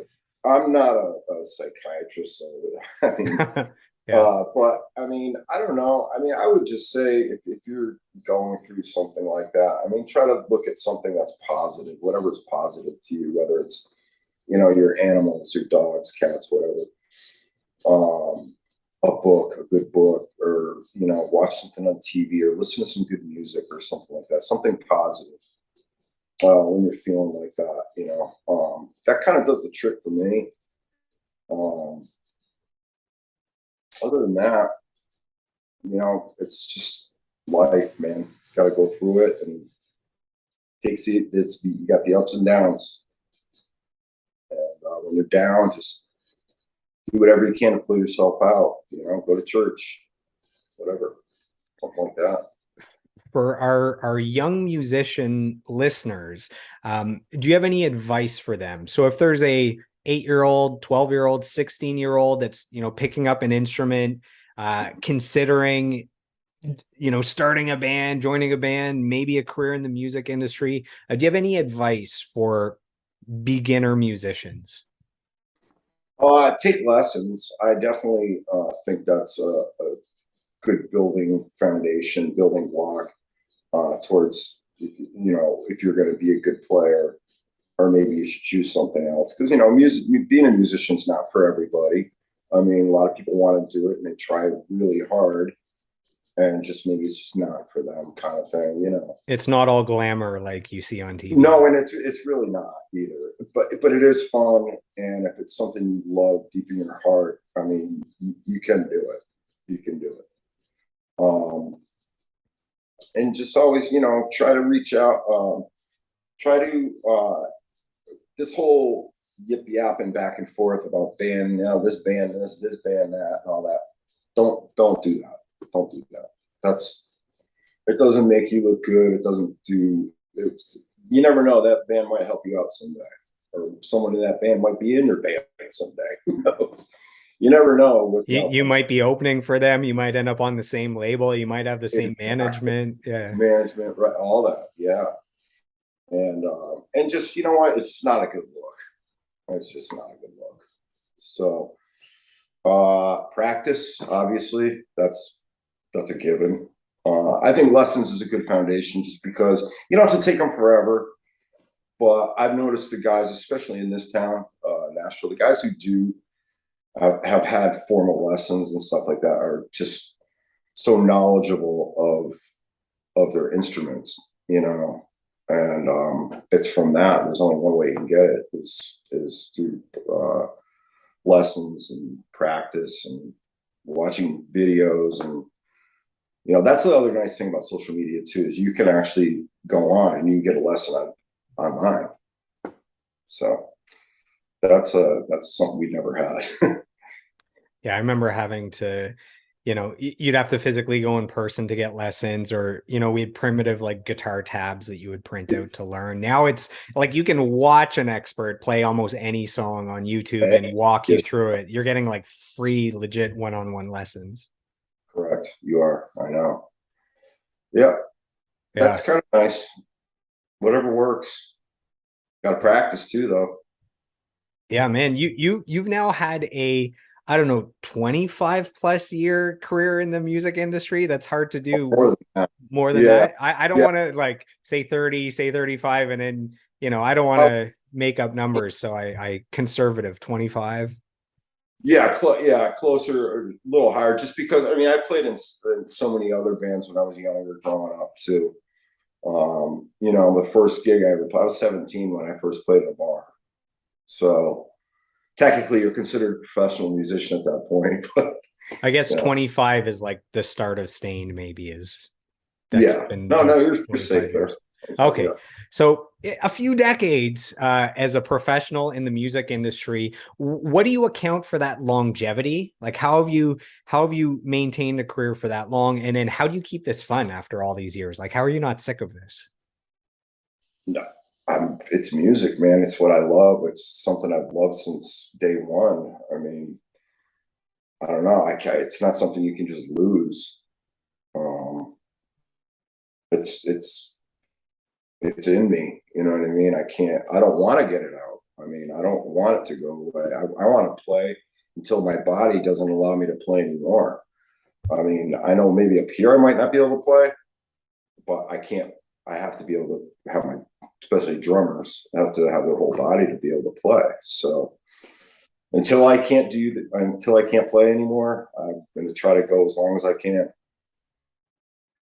So we're nearing the end of the interview, and I like to do a rapid fire question section because Sure. there's so many questions from the fans, and the only way to get through them is to just blast through them. So is that okay with you? Hit me. We'll give the fans what they want. So first one is, what would you be doing if you didn't become a rock star? Hockey player. That's a good one. And the question is from Mike LeBlanc, who says, cutting hair at Dazzlers, which is where I met him in 1994. He cut off my mullet. I had to include that because that's pretty awesome. That's funny. Yeah. Oh my god. So we'll keep going through the rapid fire. What were some of your favorite venues to play? So in recent interviews, people said they love Red Rocks, like it's like a religious experience. Oh Any venues that stand out for you? yeah, the Gorge. That as well too. That's beautiful out in Washington State. There's so many great ones, but yeah, that was really cool though. The Gorge, it's called. What's the biggest show that you've ever played, and what was it like to play to a crowd that size? Oh, I'd say probably a Download or Rock and Ring, something like that. Um, Donington back in the day. I mean, when we first started out, it wasn't all the MTV VH1 festival type things like Download and whatever. It just had a different name to it. That's all it was. But those are like 100,000 plus. You know, I mean, it's crazy. Yeah, When you get on stage and you look out, is it just like hard to process? it's like this. It looks like it like just kind of goes off. Like it was insane. I mean, there was a whole nother like screen in the back and full PA system in the back. And yeah, it's pretty awesome. I just hope we can reach all those people way back there. Yeah, so I have a background in audio engineering, and when the crowd is that big, you actually need more speakers at like the halfway mark That's that what. and the audio is delayed so that the people at the back are hearing it. It just works where visually the audio still matches, even though it's a weird thing, but you need like a halfway mark.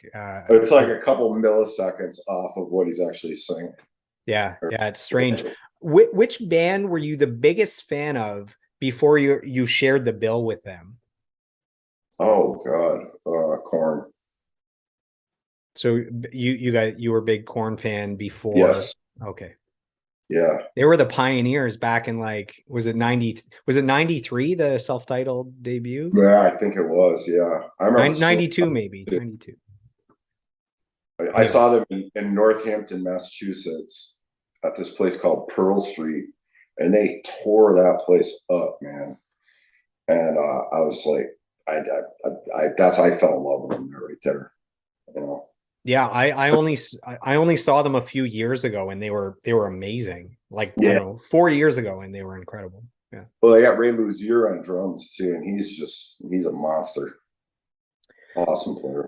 Yeah, so I was going to ask, what's the best live concert you've ever seen? And maybe that was the answer, Corn, but I don't know. Is best concert you've ever seen?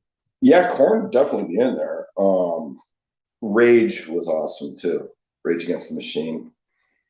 Um, the Beastie Boys were very entertaining. Um, Back in the '80s, that's the thing is there was so many like back in the '80s. I remember seeing Whitesnake. I remember me and my buddy Kevin, we followed them around for like the 3 shows they played in the area and stuff like that. It was a pretty sick show. That was back when they had Steve Vai and Adrian Vandenberg, Rudy Sarzo, Aldrich. Yeah, so There's a festival here in Ottawa called Blues Fest. It's one of the biggest festivals in Canada. And so I was there for 10 days in a row of bands, and the big headliner was Rage Against the Machine. So they broke up before I was old enough really to see them. So one of my favorite bands, never thought I'd be able to see them, and I just saw them a couple weeks ago. And what's crazy, and they're amazing. And what's yeah. crazy is about a week before playing this show in Ottawa, Zach broke his foot or his leg or something, and Yeah. there was a good chance that they would cancel, which would be devastating. And he Yeah. ended up playing. So he sat on like a road case the whole time, Oh, and is that right? it did not matter. His upper body was still intense and moshing, and his eyes, like the amount of passion and intensity. So Oh, him sitting there for the whole show, it was still one of the best shows I've seen. that's awesome. Yeah. So that's Rage Against the Machine. Are there any new artists that are more deserving of our attention? So can you give a shout out? So any artists or bands that you love that you think our fans, the fans of this podcast, our listeners should go out and check out? Anyone stand out?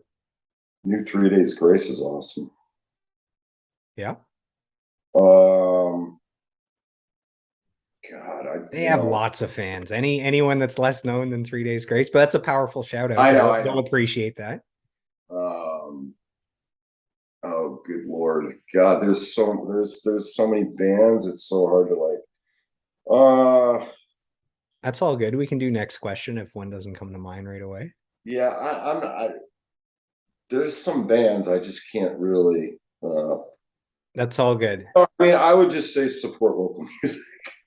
That's probably the best statement you can make. Yeah. What are the top misconceptions that people have about musicians? So we just mentioned that, it's not all glamour like you see on TV. That's a misconception. But anything else jump out that are misconceptions about musicians? Yeah, or we're not like all like Motley Crue stuff like that. Um, our camp was pretty much, and a lot of the bands we toured with was a little bit more tame. And some of us were married too at the time, so that's a big misconception. It's all party all the time and this that and thing. It was What's the best advice you've ever received? Anything come to mind? best advice. Don't give up on your dream. What is your $1 million idea that nobody takes seriously? Which one? Um, my $1 million idea. If only people caught on to your idea, what is it? Okay, so I would like to invent a drum kit that you literally like press a button here, press a button here, press a button here, and it sets up all by itself. That I think every drummer in the world would purchase that, because I watching know all the bands lug their equipment upstairs is like a nightmare. that if I could find a way, I'm sure Elon Musk could probably figure it out. Not me. Yes, But that cool. that is a good idea.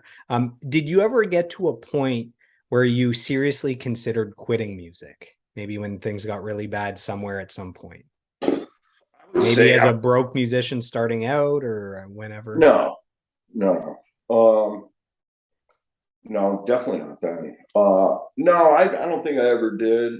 I think I had gone through um, a lot of different feelings, like at the end of Stained. But to actually stop, like I kind of had a little bit of a lull there for a while where I was like maybe not as interested. Um, but I knew I would get that fire back, and and I did. If you could sit down with anyone living or dead for a conversation, who would it be? Ozzy Osbourne.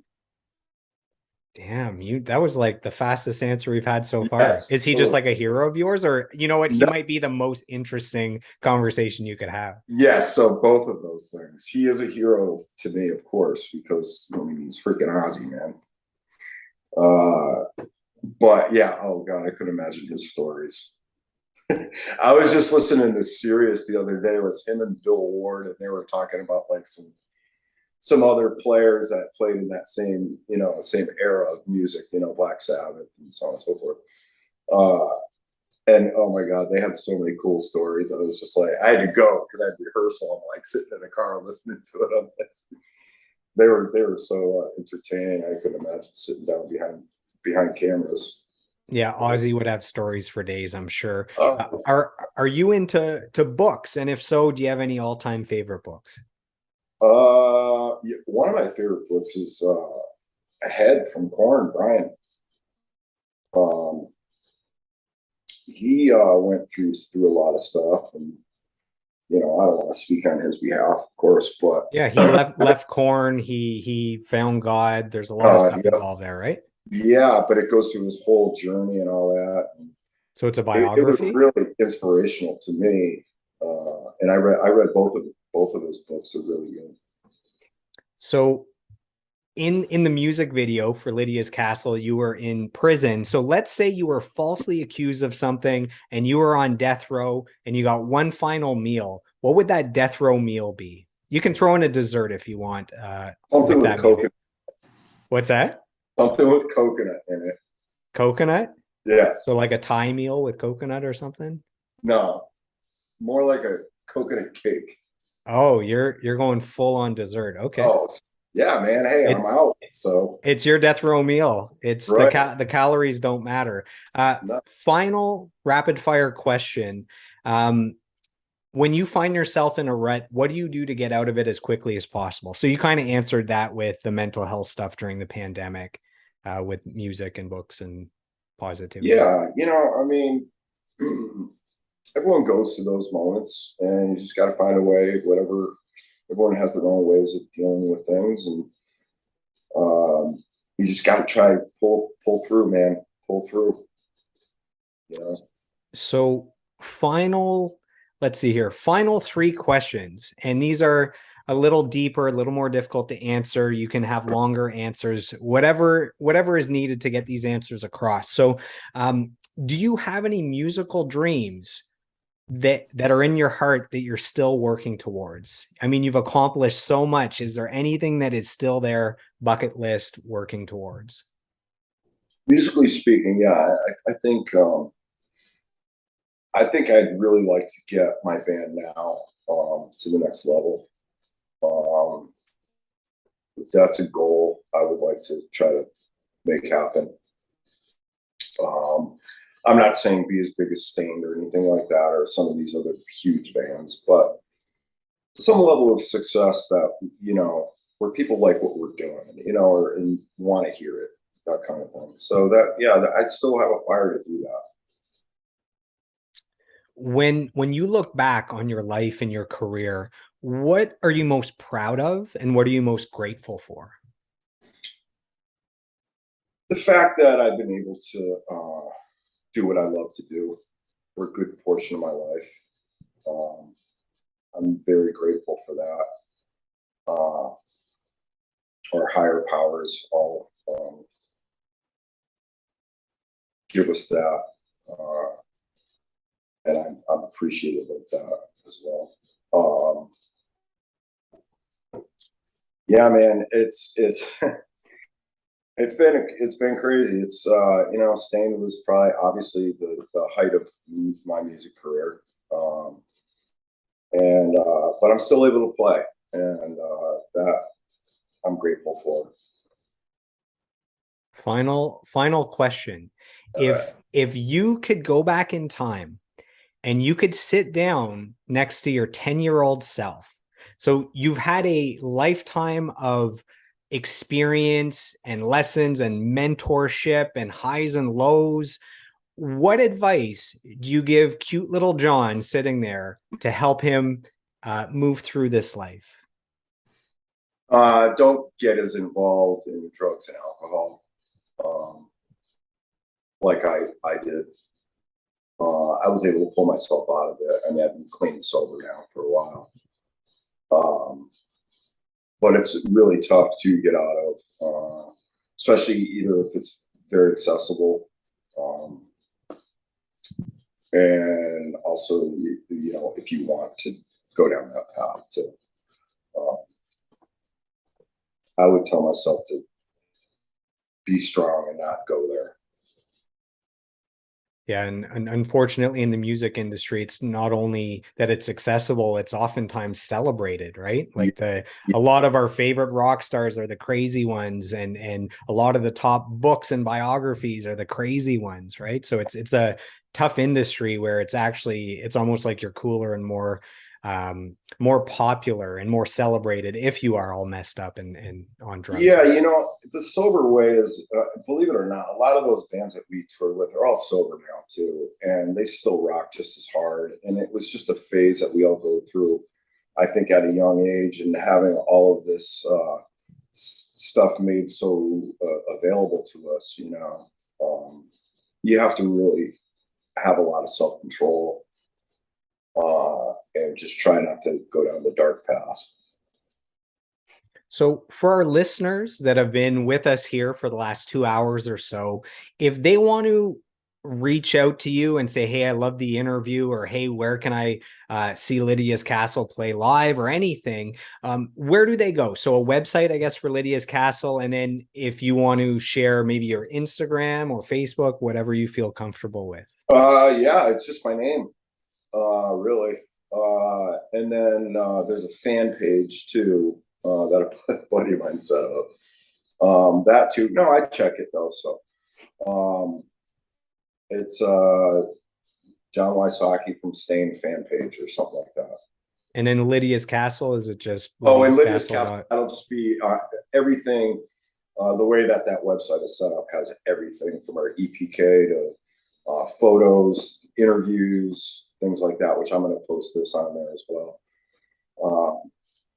So they can go to that as well too. And that's www.lydiascastle.com. Perfect. So as we wrap up, I just want to take a moment to acknowledge you for your lifelong pursuit of mastery as a drummer. I want to acknowledge you for dreaming big and showing us musicians what's truly possible, regardless of where you started, where you come from. It is possible to sell millions of albums and go #1 and big singles. So that inspired a lot of people. You know, I want to acknowledge you for inspiring a generation of musicians to pick up an instrument like myself and to give it a crack at music and to start a band. I want to thank you for creating timeless music that's become the soundtrack to my life and of a lot of other people. One of the biggest things is you show that it's possible to take feelings of anger and sadness and I don't know, hatred and depression, all these things, and actually channel that into something beautiful, something creative, something positive like music, instead of going the other way and maybe doing nefarious activities or breaking the law or whatever. So I think you showed a lot of people that you can go from that dark place and turn that around into something positive. I want to thank you for making all-time great music like the album Break the Cycle, one of my all-time favorites. That inspired me at 16 to pursue a lifelong career in music. And I don't know if without that album, if music would have spoken to me the same way and changed the course of my life. So, for that, I owe a lot to you and to the band and to that album. And then last but not least, when I started this podcast just over 2 years ago, I had a list of goals and bucket list things. And I had just two guests on there that would be, my life is complete with this podcast. So one of them was the band Winter Sleep, a great band from Canada. And I had their singer on back a few episodes ago. And then the other one was Stained. And here we are. So maybe I can just stop doing the podcast now. I've done everything I need to do. But so I'm thanking you finally as a fan for taking a couple hours sitting down with me. If my 16-year-old self knew that however much, 16, so 21 years later, you'd be sitting down with a member of Stain and asking 2 hours worth of questions that you've always wanted to know the answers to. I'd be pretty proud of myself today. So all that to say, thank you so much, John, for your time. It means the world to me. You have no idea what this means to me. Well, that was the biggest compliment right there, what you said. So thank you. That's a compliment to anyone who plays and does what I do. So thank you very much for listening and noticing and all that stuff. Without people like you, we would not survive. And man, it's just that was a great interview, and I think you're awesome at what you do, Joel. And if you decide to pursue music, or anyone out there decides to pursue music, just give it your best, man. Give it your best. Put everything you have into it. Amazing. Well, thank you so much, John. To our listeners, to the Stain fans, to the John fans, to the Save the World fans, to the Soil fans, to the Lydia's Castle fans, thank you so much for spending the last 2 hours with us, and we'll see you on the next episode. My pleasure. If you've enjoyed today's episode of the podcast, please take a moment to subscribe, like, comment, and share. What I want to know is, who would you like me to sit down with next for a 2-hour deep dive interview? You can let me know by reaching out to me on social media. You can find me on Facebook, Instagram, YouTube, and TikTok at Joel Martin Mastery. Joel is Joel. And you can find me on Twitter and Snapchat at Joel Mastery. So I am done. I am complete. I approve this message, and I'll see you on the next episode.